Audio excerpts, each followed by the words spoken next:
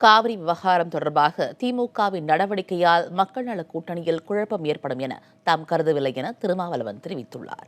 சென்னை அசோக் நகரில் நடைபெற்ற விடுதலை சிறுத்தைகள் கட்சியின் மாணவர் கூட்டத்தில் கலந்து கொண்ட பின்னர் செய்தியாளர்களை சந்தித்த அவர் இதனை தெரிவித்தார்.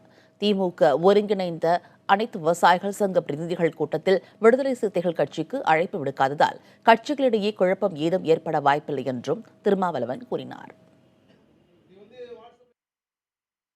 திராவிட முன்னேற்றக் கழகம் ஒருங்கிணைத்த அனைத்து விவசாயிகள் சங்க பிரதிநிதிகளின் கூட்டத்தில் மக்கள கூட்டணியில் இடம்பெற்றுள்ள இடதுசாரிகள் பங்கேற்றார்கள் என்பது எங்களுக்கு மகிழ்ச்சி. விடுதலை சிறுத்தைகளுக்கும் மறுமலர்ச்சி திராவிட முன்னேற்றக் கழகத்திற்கும் அழைப்பு இல்லை என்பதனால் எங்களை புறக்கணித்து விட்டார்கள் என்றோ மக்கள் நல கூட்டணியில் குழப்பத்தை ஏற்படுத்தியிருக்கிறார்கள் என்றோ நாங்கள் கருதவில்லை.